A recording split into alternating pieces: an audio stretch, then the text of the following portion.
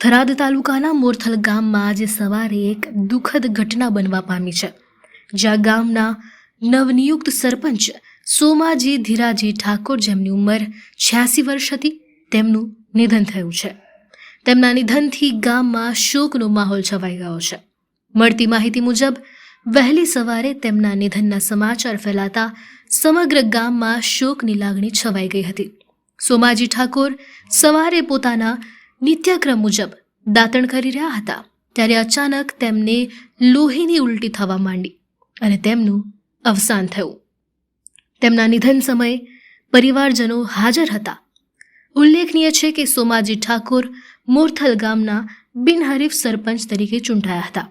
હવે હજી નવી ગ્રામ પંચાયતનો ચાર્જ સંભાળવાના બાકી હતા.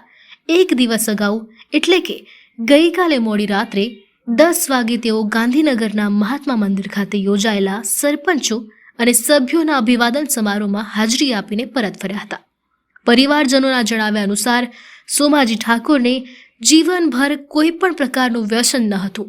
તેમના અકાળ અવસાનથી મોરથલ ગામમાં શોકની લાગણી વ્યાપી છે.